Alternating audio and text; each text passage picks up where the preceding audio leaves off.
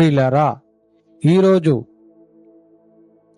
లేఖన భాగంలో నుండి కొద్ది నిమిషాలు దేవుని వాక్యాన్ని మనము ధ్యానము చేయటానికి ఆశపడదాము. ప్రియులారా, అందు నిమిత్తమై కీర్తనల గ్రంథములో నుండి 24వ అధ్యాయములో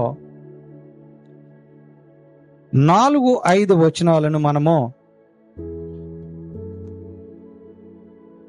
ఈరోజు మనం చదువుకునే వాక్యం కీర్తనలు గ్రంథము 24వ అధ్యాయములో 4-5 వచనములు చదువుకుందాం. వ్యర్థమైన దానియందు మనస్సు పెట్టకయు కపటముగా ప్రమాణము చేయకయు నిర్దోషమైన చేతులను శుద్ధమైన హృదయమును కలిగియుండువాడే. వాడు యెహోవా వలన ఆశీర్వాదము నొందును, తన రక్షకుడైన దేవుని వలన నీతిమత్వము నొందును. ఈ చిన్ని వాక్యం దేవుడు దీవించునుగాక. ఆమెన్. దానిపైన మనస్సు పెట్టకూడదు. మొట్టమొదటిది, వ్యర్థమైన దాని యందు మనస్సు పెట్టకూడదు. రెండవది, కపటముగా మాటలాడకూడదు. మూడవది, నీ చేతులకు ఎలాంటి పాపము అంటుకోకూడదు. నాలుగవది, నీ హృదయము శుద్ధి కలిగిన హృదయముగా ఉండాలి. అలాంటి వాడు ఏమవుతాడు? అలాంటి వాడు యెహోవా ఆశీర్వాదమును పొందును అని రాయబడి ఉన్నది. కావున ప్రియమైనటువంటి సంగమా, ప్రియమైన సహోదరి సహోదరులారా, దేవుని యొక్క ఆశీర్వాదము పొందుకోవాలి అని అంటే ఈ 4 విషయాల పట్ల జాగ్రత్తగా ఉండాలి మానవులు. నేను 24 గంటలు ప్రార్థన చేస్తున్నాను, వేకుజామున లేచి ప్రార్థన చేస్తున్నాను, ఉపవాసం ఉండి ప్రార్థన చేస్తున్నాను, 40 దినాలు ఉపవాసము, కఠిన ఉపవాసము చేస్తున్నాను, నా ప్రార్థన దేవుడు ఆలకించటం లేదు, నన్ను దేవుడు ఆశీర్వదించటం లేదని అనేక మంది మాట్లాడుతూ ఉన్నారు. కానీ వారి హృదయం ఎలాగున్నది? శుద్ధమైన హృదయము కలిగి లేరు. అందుచేత ఆశీర్వాదము దేవుడు ఇవ్వటం లేదు. వారి చేతులు ఎలాగున్నవి? నిర్దోషముగా లేవు.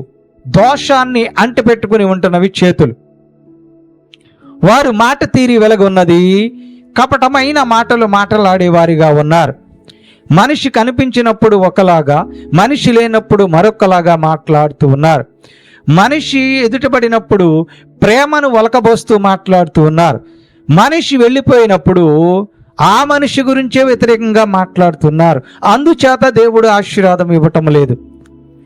వ్యర్థమైన దాని యందు మనసు పెడుతూ ఉన్నారు, అవసరమైన దానిని వదిలేస్తూ ఉన్నారు. అందును బట్టి దేవుడు ఆశీర్వాదమును ఇవ్వటం లేదు. ఆశీర్వాదము అనగా ఇంగ్లీష్లో బ్లెస్సింగ్ అని అంటున్నారు. బ్లెస్సింగ్ అంటే ఆశీర్వాదం. ఈ బ్లెస్సింగ్ అనేటువంటి అక్షరాలు 8 అక్షరాలు మనకు కనపడుతూ ఉన్నాయి. BLESSING బ్లెస్సింగ్ అనేవి 8 అక్షరాలు. మన పిల్లలకు కూడా బ్లెస్సి అని పేరు పెట్టుకుంటూ ఉన్నాం. మరి ఈ బ్లెస్సింగ్ అనేది నీ జీవితంలోకి రావాలనంటే, నీ బ్రతుకులోకి రావాలి అనంటే, ఆ బ్లెస్సింగ్ ఇవ్వాలి అనంటే, ఆ బ్లెస్సింగ్ నీ జీవితంలో, నీ హృదయంలోకి నీవు పొందుకోవాలి అనంటే 8 అక్షరాలను కూడా నీవు జాగ్రత్తగా పాటించాలి. బ్లెస్సింగ్ అనేటువంటి 8 అక్షరాలను కూడా నీవు బహు జాగ్రత్తగా పాటించాలి. అప్పుడు మాత్రమే నీవు ఈ ఆశీర్వాదం పొందుకుంటావు. వ్యర్థమైన దాని యందు మనస్సును ఉంచకుండా ఉన్నావు నీవు. కపటమైన మాటలు పలకకుండా ఉన్నావు నీవు. నీ చేతులకు దోషం అంటుకోకుండా నిర్దోషమైన చేతులు కలిగి ఉన్నావు నీవు. నీ హృదయం శుద్ధమైన హృదయముగా కలిగి ఉంచడానికి ప్రయత్నిస్తున్నావు, అయినా ఆశీర్వాదం పొందటం లేదంటే ఈ బ్లెస్సింగ్ అనేటువంటి 8 అక్షరాలలో దాగి ఉన్న మర్మాన్ని నీవు అవలంబించాలి అని వాక్యము తెలియపరుస్తున్నది. మొదటి అక్షరము బ్లెస్సింగ్లో బి అనే మొదటి అక్షరము. బి అనే మొదటి అక్షరము ఏమి తెలియపరుస్తుందంటే, begin your day with prayer. అంటే నీ రోజు, నీవు లేచింది మొదలుకున్న రోజు ఏదైతే ఉన్నదో ఆ రోజును నీవు ప్రార్థనతో ప్రారంభించాలి. అయ్యయ్యో తొందర అయిపోతుంది, లేచిన వెంటనే మేము ఆ ఇల్లంతా తుడుచుకోవాలి, ఆ వంట పాత్రలు కడుక్కోవాలి, బిడ్డలకు వంటలు చేసి పెట్టాలి, అయ్యో టైం అయిపోతుంది డ్యూటీకి వెళ్ళాలి, అయ్యో టైం అయిపోతుంది మీటింగ్కి వెళ్ళాలి, అయ్యో టైం అయిపోతుంది పొలానికి వెళ్ళాలి అనేటువంటి ఆతృతతో తొందరతో దేవునికి ప్రార్థన చేయటం మానేస్తున్నారు ఉదయకాలమున.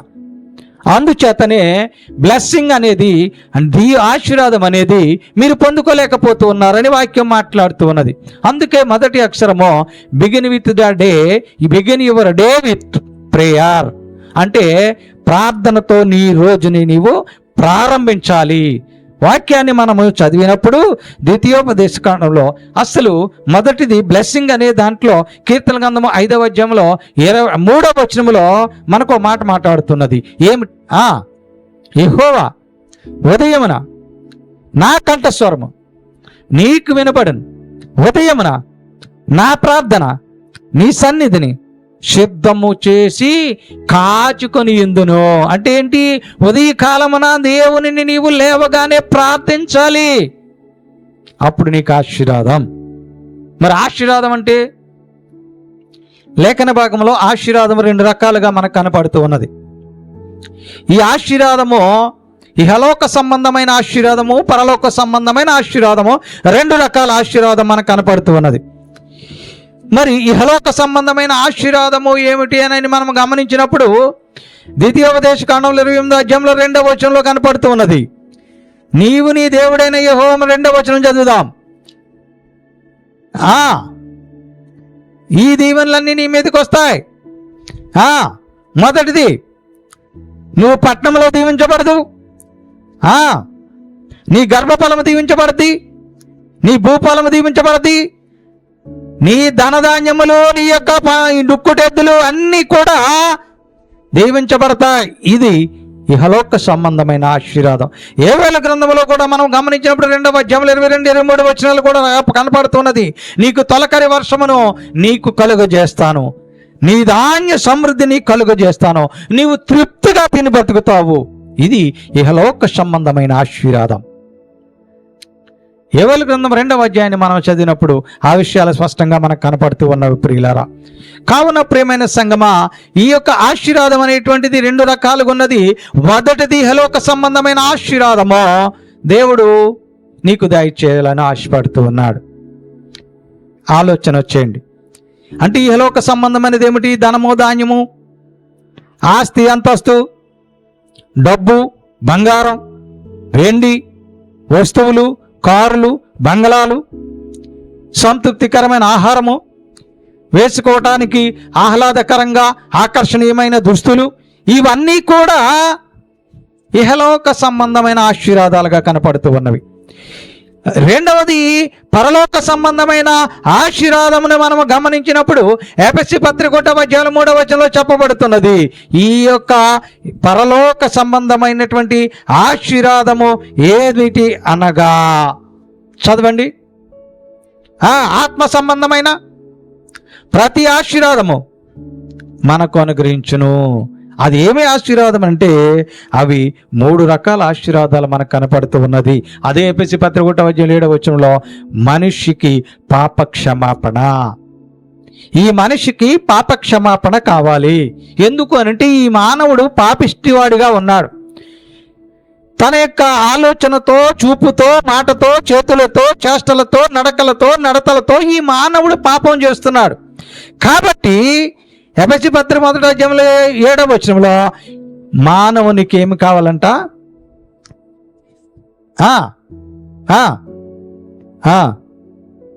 ఆయన రక్తం వలన మనకు విమోచనయు, అనగా మన అపరాధములను క్షమాపణ, మన అపరాధములకు క్షమాపణ అంటే పాప క్షమాపణ. ఇది పరలోక సంబంధమైన ఆశీర్వాదము. మనిషి యొక్క పాపములను క్షమించుట పరలోక సంబంధమైన ఆశీర్వాదము. రెండవది కూడా మనం గమనించినప్పుడు తిమోతికి రాసిన పత్రికలో 2వ పత్రికలో 2వ అధ్యాయంలో 10వ వచనంలో చెప్పబడుతున్నది. అది క్రీస్తునందలి రక్షణ. ఈ మానవునికి కావలసినటువంటి పరలోక సంబంధమైన ఆశీర్వాదం రెండవది రక్షణ. మొదటిది పాపక్షమాపణ, రెండవది రక్షణ. ఇది మనిషికి కావాలి. చదవండి గట్టిగా.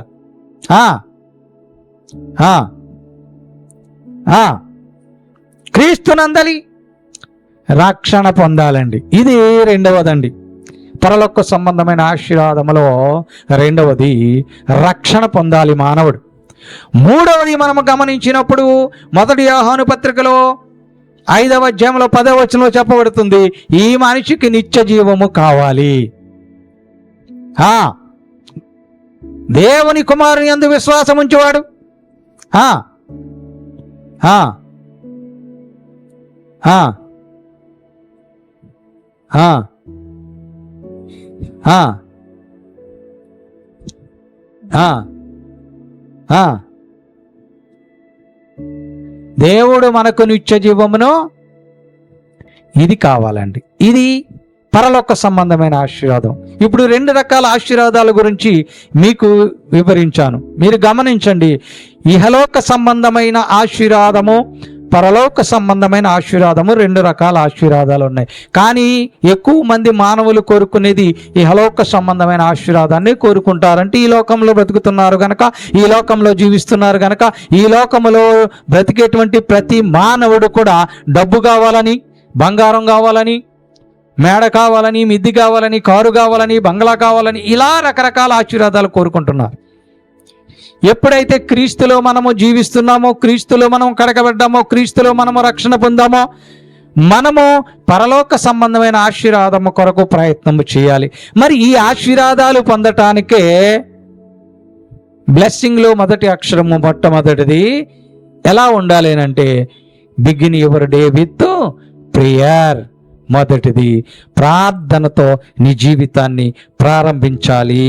ఆ యొక్క ప్రార్థనతో ఎలాగుండాలంటే నువ్వు ప్రారంభించేది, ఉదయమున నా కంఠస్వరము నీకు వినపడును. మరి ఉదయాన్నే మన కంఠస్వరం దేవునికి వినపడుతున్నదా? లేవగానే ఎరా లెగు, అమ్మా లెగు, ఇదే అంటున్నామా? దేవుని లేవగానే మనము దేవుణ్ణి ప్రార్థన చేస్తున్నామా? గమనించుకోండి, పరిశీలించుకోండి. దేవుని వాక్యము చెప్తుంది, ఉదయమునే నా కంఠస్వరము నీకు వినపడాలి.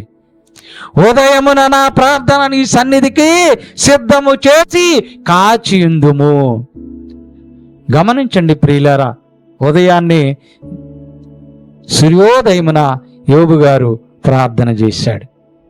మరి మనము చేస్తున్నామా? అందుచేత బ్లెస్సింగ్ కోల్పోతున్నాం, ఆశీర్వాదాన్ని కోల్పోతున్నామేమో.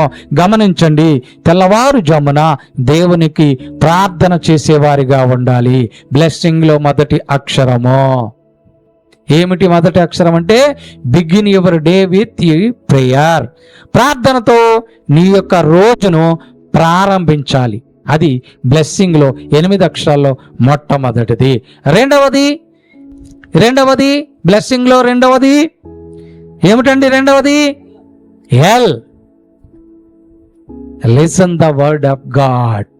అంటే దేవుని మాట వినాలి. వినటానికి ఇష్టపడదు మనం.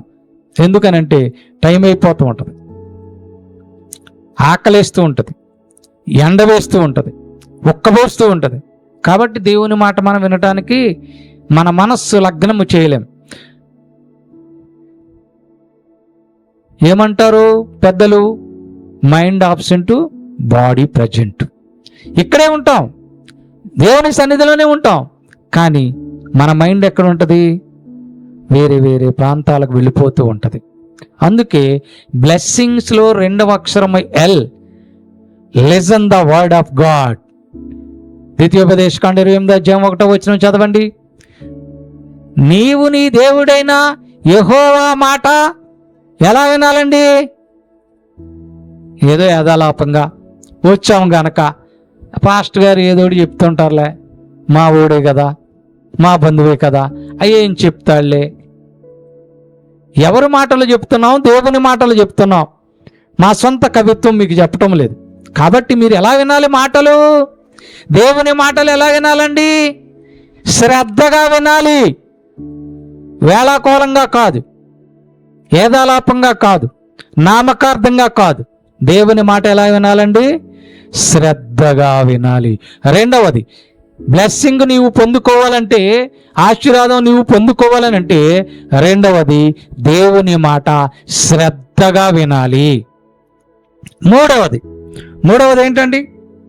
ఈ extraordinary personality required your self అంటే నీవు చాలా ప్రత్యేకంగా ఉండాలి. నీవు మారు మనసు పొంది బాప్తిసం పొంది దేవుని సన్నిధికి వస్తున్న నీవు చాలా ప్రత్యేకంగా కనపడాలి. నిన్ను చూసి ఎదుటవారు అయ్యో ఎంత నిష్ఠగా ఉంటుందండి, ఎంత నిష్ఠగా ఉన్నాడండి అనుకోవాలి. అంతేగాని చూసావమ్మా ఈమె ప్రార్థనకి వెళ్తుంది, వచ్చిన వెంటనే ఏం చేస్తుంది, బూతులు మాట్లాడుతుంది, వచ్చిన వెంటనే ఏం చేస్తుంది, పక్కన వాళ్ళతో తగులు పెట్టుకుంటుంది. ఇంతేనమ్మా, యేసుక్రీస్తు నమ్ముకున్న వారు ఇంతే అనేలాగా ఉండకూడదు. ప్రత్యేకమైన లక్షణాలు క్రైస్తవునికి ఉండాలి.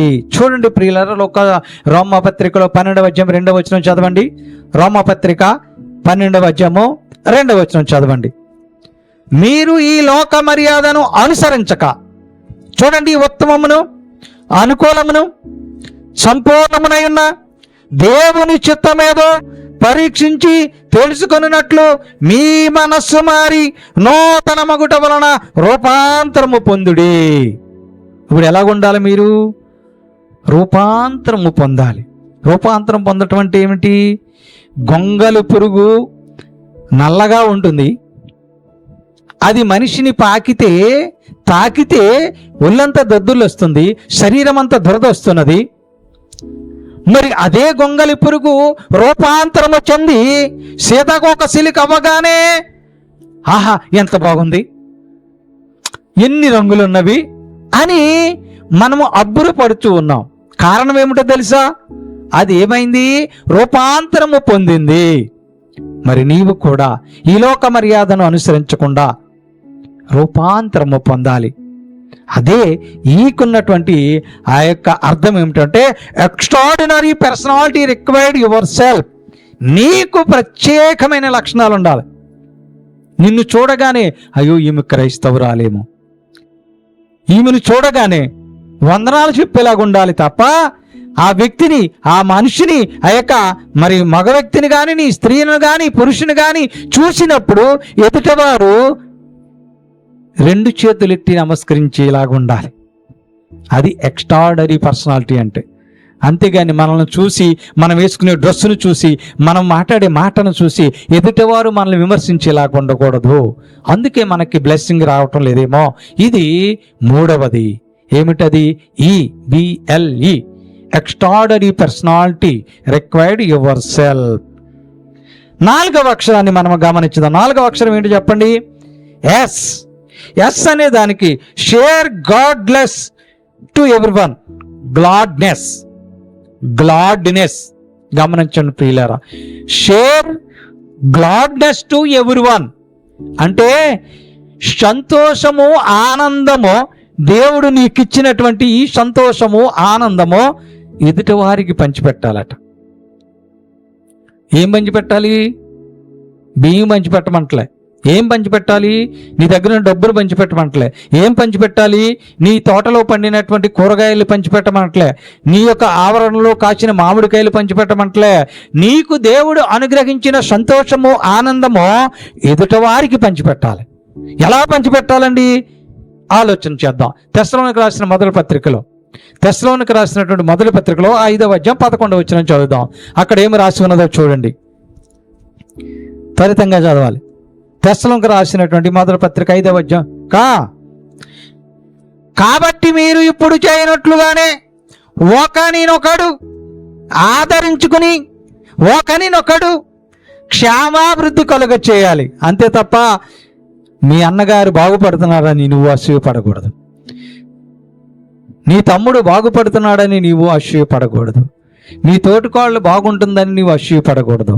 నీ కోడలు అభివృద్ధి చెందుతుందని నీవు అసూయపడకూడదు. ఎలాగుండాలంట? ఒకరినొకరు ఆదరించుకోవాలి. అంతేకాదు ఒకరినొకడు క్షేమాభివృద్ధి కలుగు చేసుకోవాలి. ఆపదలో ఉంటే మీ బంధువులు వారికి నీ చేయవతనివ్వాలి. కష్టాల్లో ఉంటే నీ బంధువులు వారికి నీ చేయి అందించాలి. అంతేగాని పోతే పోయారులే, వాళ్ళు బాగుంటే మళ్ళీ మా మీదకి పోటీకి వస్తారేమో అనుకునేలాగా ఉండకూడదు. అదే దేవుని వాక్యం చెప్తుంది. నీ యొక్క గ్లాడ్నెస్ని పంచిపెట్టాలి. అది పంచిపెట్టకుండా నీలో అసూయ ద్వేషాలతో బ్రతుకుతున్నావు గనక నీకు బ్లెస్సింగ్ రావటం లేదేమో. అందుకే నీకు బ్లెస్సింగ్ నీవు పొందుకోలేకపోతున్నావేమో. ఇది 4వది, షేర్ గాడ్ బ్లెస్. ఏమిటండి అది? Share goodness to everyone. 5వది కూడా మనము చూద్దాం. 5వది ఏమిటండి? 5వది ఏమిటి? ఎస్. 5వది కూడా ఎస్ఏ, షైన్ విత్ గుడ్నెస్. అక్కడ ఉన్నది గ్లాడ్నెస్, ఇక్కడ ఉన్నది గుడ్నెస్.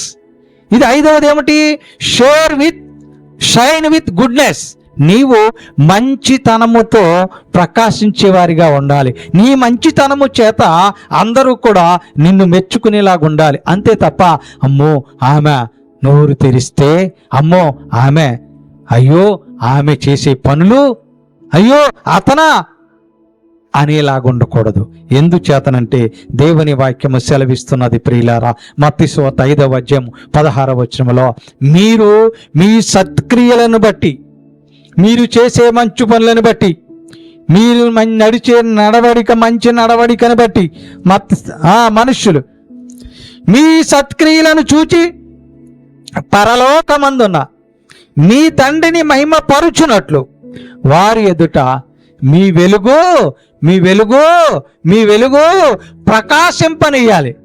మరి వెలుగు ఎక్కడుంది ఇంకా నీకు? నీ జీవితంలో రోదనలు, వేదనలు, ఇరుకులు, ఇబ్బందులు, కష్టాలు ఇవే కదా. ఎప్పుడు నీ జీవితంలో వెలుగు ఉన్నది? ఆ వెలుగు ఎందుకు లేదు? కారణం ఏమిటి? ఆలోచించుకోవాలి. Shine with goodness. నీవు మంచి పనులు చేయాలి. ఏం చేయాలండి? మంచి పనులు చేయాలి. ఆ మంచి పనుల చేత షైన్ విత్ గుడ్నెస్ నీవు ప్రకాశింపబడాలి. నిన్నందరూ కూడా మంచివాడు అని చెప్పుకునేలాగా ఉండాలి. అది ఎప్పుడు? నీ క్రియలను బట్టి. ఏ క్రియలవి? నీ సత్క్రియలు, నీ మంచి పనులను బట్టి నీవు ప్రకాశింపబడాలి. అంటే నీవు మంచి పనులు చేయటం లేదు గనక నీవు బ్లెస్సింగ్ పొందుకోవటం లేదేమో. ప్రియులారా ఆలోచించండి. అది 5వది. 6వది కూడా చూద్దాం. 6వది ఏం అక్షరం అండి? ఐ. బ్లెస్సింగ్లో 6వ అక్షరం ఐ. ఇన్స్పైర్డ్ సమ్ వన్ అంటే నీవు ఇతరులకు మాదిరిగా ఉండాలి. నిన్ను చూడగానే అమ్మో చూసారా ఆమె కట్టుకుని చీర ఎంత పద్ధతిగా కట్టుకున్నదండి, మనం ఎందుకు కట్టుకోలేకపోతున్నాం? మనము కూడా అలాగుండాలి. అతను చూసారా చక్కటి దుస్తులు వేసుకున్నాడు, మనం ఎందుకు అలాగుండకూడదు? అయ్యో ఆయన మాట్లాడుతుంటే ఎంత గౌరవంగా మాట్లాడుతున్నాడు, మనం ఎందుకు అలాగుండకూడదు అనేటువంటి ఇన్స్పిరేషన్ నీవు కలిగించాలి. అది కలిగి ఉండాలంటే ఇన్స్పైర్డ్ సమ్వన్ అంటే మరి ఎలా కలిగించగలం? మనం ఎదుటివారిని మనం ఎలా ఇన్స్పైర్ చేయగలం? మనలను చూసి ఎదుటివారు ఎలా ఇన్స్పైర్ పొందుతారు అని మనం ఆలోచించినప్పుడు తిమోతికి రాసిన మొదటి పత్రికలో 4వ అధ్యాయం 12వ వచనంలో ఒక మాట, చాలా ప్రాముఖ్యమైన మాట మనకు కనపడుతూ ఉన్నది ప్రియులారా. అక్కడ గమనించినట్లయితే నీవు తీసారా మొదటి తిమోతి పత్రిక 4వ అధ్యాయం 12వ వచనం గట్టిగా చదవండి. మీ యవ్వనమును బట్టి ఎవడు కూడా నిన్ను తృణీకరింపనీయకుండా, చూడండి, మాటలోను, ప్రవర్తనలోను, ప్రేమలోను, విశ్వాసంలోను, పవిత్రతలోను, చూడండి ఎన్నండి అవి, చూడండి ఎన్నని లెక్క పెట్టండి, ఎన్నండి? 5 అండి. ఈ 5ను బట్టి నీ మాటలో, ప్రవర్తనలో, ప్రేమలో, విశ్వాసంలో, పవిత్రతలో విశ్వాసులకు నీవు ఎలాగుండాలి? మాదిరిగా ఉండాలి. అదే ఇన్స్పిరేషన్. నిన్ను పోలి ఉండాలి. క్రీస్తుని పోలి నేను నడుచుకున్న రీతిగా మీరు నన్ను పోలి నడుచుకోండి అంటారు పౌలు గారు. మరి ఇప్పుడు మనము ఎవరి మాదిరిగా ఉండాలి? ఎలా బ్రతకాలి మనం? Inspired someone. నువ్వు కొంతమందికైనా నువ్వు ఇన్స్పిరేషన్గా ఉండాలి. చూడండి, మొట్టమొదటిసారి సివిల్స్ రాసి కలెక్టర్ అయ్యారనుకోండి, ఎవరైనా ఆయన్ని నేను ఇన్స్పిరేషన్గా తీసుకున్నాను, నేను కూడా అలాగ అవ్వాలి అనుకుంటారు కొందరు. చూడండి, ఐఏఎస్ కలెక్టర్ పరీక్ష రాసేటప్పుడు మొట్టమొదటి ప్రైమరీ అంటే ప్రాథమిక పరీక్ష అంటే ఏమంటారంటే ప్రిలిమినరీ అంటారు. ఆ ప్రిలిమినరీ పరీక్ష రాసేటప్పుడు ఓ కలెక్టర్ గారికి తల్లి చనిపోయింది. ఎప్పుడు ప్రిలిమ్స్ మొదటి వడపోతలోనే మొదటి పరీక్ష రాసేటప్పుడే ఆ కలెక్టర్ గారికి తల్లిగారు చనిపోయారు. సరే, ఆయన ధైర్యాన్ని పుంజుకుని పరీక్ష రాసి పాస్ అయ్యారు. ప్రిలిమ్స్ పాస్ అయ్యారు. ప్రిలిమ్స్ పాస్ అయిన తర్వాత మెయిన్స్కి ప్రిపేర్ అవ్వడానికి కొంత టైం ఉంటుంది. ఆ మెయిన్స్ ప్రిపేర్ అయ్యి మెయిన్స్కి వెళ్ళే టైంకి తండ్రి గారు చనిపోయారు. ఎంత కృంగిపోతారు. అయినప్పటికీ మొక్కవోని దీక్షతో కష్టపడి మెయిన్ కూడా పాస్ అయ్యి ఎట్ ఏ టైంలోనే కలెక్టర్గా సెలెక్ట్ అయ్యి మన జిల్లాకు పనిచేసి వెళ్ళారు. ఇప్పుడు ఆయన్ని అన్ని బాధల్లో, అన్ని కష్టాల్లో, అన్ని ఇరుకుల్లో కూడా ఆయన పరీక్ష రాసి కలెక్టర్ అయ్యారు గనక ఆయన్ని కొంతమంది ఇన్స్పిరేషన్గా తీసుకున్నారు. నిజమే, బాధలు ఉండొచ్చు, కష్టాలు ఉండొచ్చు, ఇరుకులు ఉండొచ్చు, ఇబ్బందులు ఉండొచ్చు. అయినప్పటికీ కూడా ఎంచుకున్న లక్ష్యాన్ని సాధించడానికి కష్టపడి ఆ యొక్క లక్ష్యాన్ని సాధించిన కారణంగా ఆయన్ని కొంతమంది ఇన్స్పిరేషన్గా తీసుకున్నారు. అది ఇన్స్పిరేషన్, అలా ఉండాలి. దేవుని నమ్మిన వారిగా మనం ఎదుటి వారికి ఎలాగ ఇన్స్పిరేషన్ కల్పించాలి అని అంటే మన మాటలోను, మన యొక్క ప్రవర్తనలోను, మన యొక్క ప్రేమలోను, మన యొక్క విశ్వాసంలోను, మన యొక్క పవిత్రతలోను మనము కూడా ఎదుటి వారికి మాదిరిగా ఉండాలి.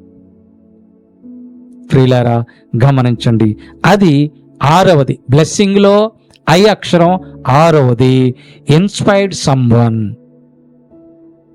మనము 5 విషయాల్లో మాదిరిగా బ్రతకాలి అని వాక్యము మాట్లాడుతూ ఉన్నది. ప్రియులారా, గమనించండి. మరి 7వ మాటను కూడా మనము గమనించుదాం.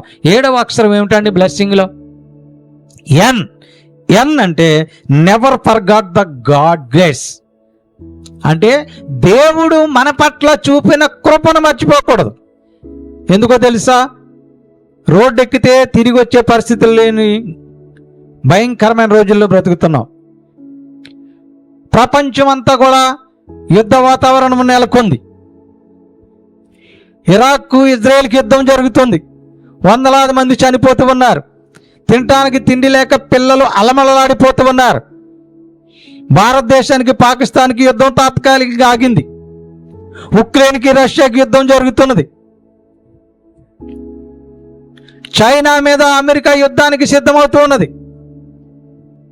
మనమైతే ప్రశాంతంగా బ్రతుకుతున్నాం. ఇక్కడ మనమైతే తినటానికి లోటు లేకుండా ప్రభుత్వం ఇచ్చే ఆ యొక్క రైస్ అయినతేనే మనము ఆ కోటా రైస్ కూడా తిని బ్రతుకుతున్నాం. అవి కూడా లేని దౌర్భాగ్య స్థితిలో, దీన స్థితిలో, హీన స్థితిలో కోట్లాది మంది బ్రతుకుతున్నారు. మరి అందుని బట్టి మనం ఏం చేయాలి? దేవుడు మనకు ఇచ్చినటువంటి ఈ కృపా మహదైశ్వర్యాన్ని బట్టి మనం ఏమి చేయాలి? దేవుని యొక్క కృపను మరిచిపోకుండా దేవునికి కృతజ్ఞత తెలియపరిచేవారిగా మనం ఉండాలి. అదే ఎన్నం. కానీ మనము దేవుడు ఇచ్చినటువంటి ఆశీర్వాదాన్ని మర్చిపోతాం. అయ్యో, నాకు 3 అంతస్తుల బిల్డింగ్ ఉంటాకి ఇల్లు ఇచ్చాడు దేవుడు, అయినా నాకు 3 అంతస్తుల మేడ ఇవ్వలేదు. అయ్యో, నా పక్కింటి వారికి కారు ఉంది, నాకు కారు ఇవ్వలేదు. 2 వీలర్ బండి నీకు ఉన్నప్పటికీ నడిచెళ్ళే స్థితి నుంచి, సైకిల్ నుంచి నీవు స్కూటరో, మోటార్ సైకిల్ దేవుడు నీకు అనుగ్రహించాడు. దాన్ని మర్చిపోయి నాకు పక్కింటి వాళ్ళ కారు ఇచ్చాడు దేవుడు, నాకు ఇవ్వలేదు. అందుకే దేవుడు ఇచ్చినటువంటి ఆశీర్వాదము, దేవుడు చేసిన కృప, కనబర్చిన కృపను మర్చిపోకూడదని ఎన్ అక్షరం తెలియబడుతుంది. Never forgot the God grace. అంటే దేవుని కృపను మనము మర్చిపోకూడదు. అందుకనే కొరింథీయులకు రాసిన మొదటి పత్రికలో 5వ అధ్యాయం 10వ వచనంలో ఒక మాట మనకి తెలియపరచబడుతున్నది. ప్రియులారా, చదవండి ఆ మాటను.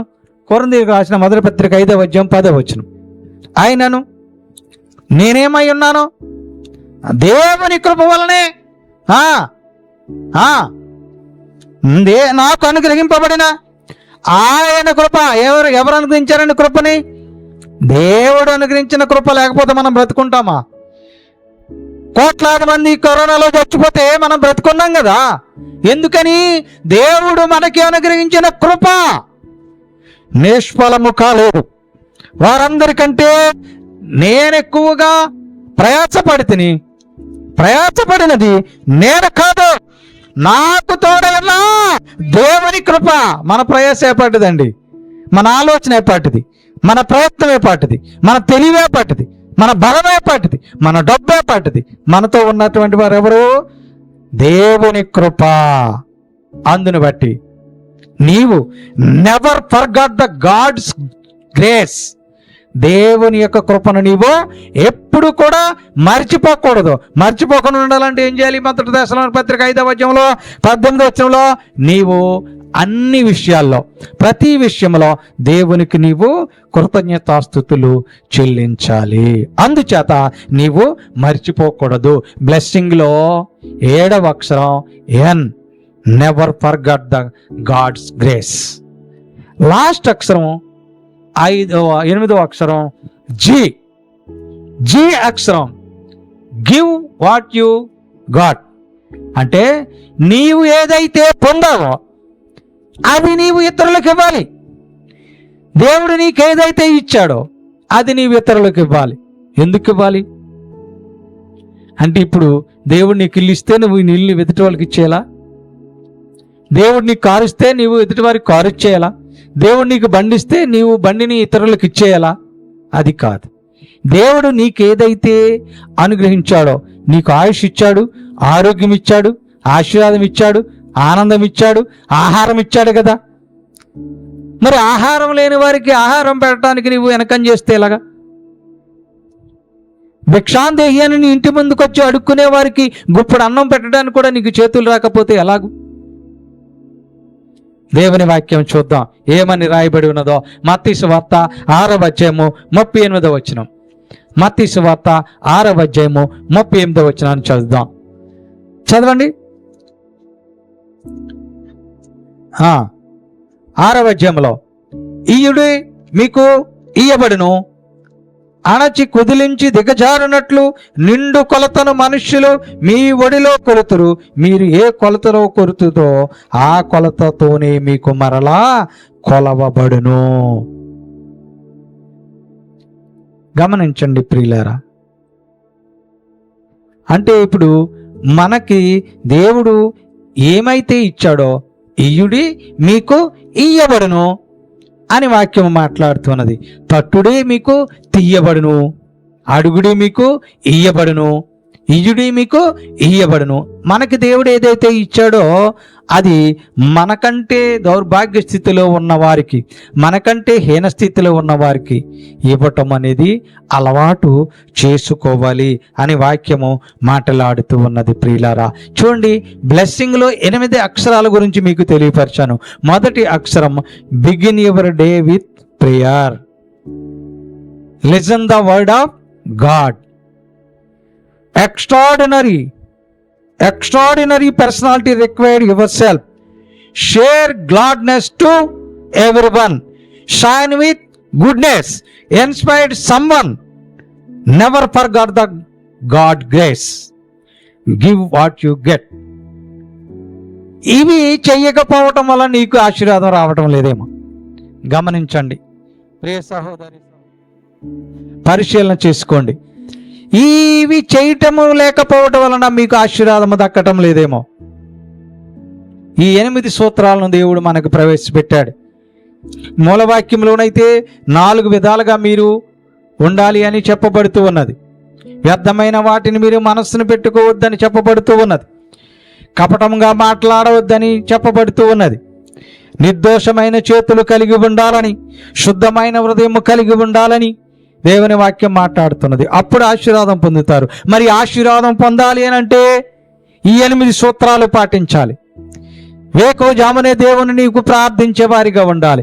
దేవుని మాటను శ్రద్ధగా వినేవానిగా ఉండాలి. ప్రత్యేకమైన లక్షణాలు నీవు కలిగి ఉండాలి. నీకు దేవుడిచ్చిన సంతోషం, ఆనందము ఇతరులకు పంచేవానిగా ఉండాలి. నీ యొక్క క్రియల చేత నీవు ప్రకాశించేవానిగా ఉండాలి. నీవు ఇతరులకు మాదిరిగా ఉండాలి. నీవు దేవుని చేసినటువంటి, దేవుడు నీకు అనుగ్రహించిన కృపను బట్టి నీవు దేవుని కృపను మర్చిపోయేవానిగా ఉండకూడదు. చివరిగా నీకు దేవుడు ఏదో అనుగ్రహించాడో అది నీ ఇతరులకు ఇచ్చేవానిగా ఉండాలి అని వాక్యం మాట్లాడుతూ ఉన్నది. ప్రియులారా, ఇవి చేసినప్పుడు దేవుడు నీకు ఆశీర్వాదము సమృద్ధిగా కలుగజేస్తాడు. నీకు ఈ ఆశీర్వాదము దేవుడు ఇచ్చినట్లయితే, ఆశీర్వాదము దేవుడు నీకు అనుగ్రహించినట్లయితే, యోహాను గారు రాసిన పత్రికలో 3వ అధ్యాయంలో 1వ అధ్యాయం 2వ వచనం చదవండి.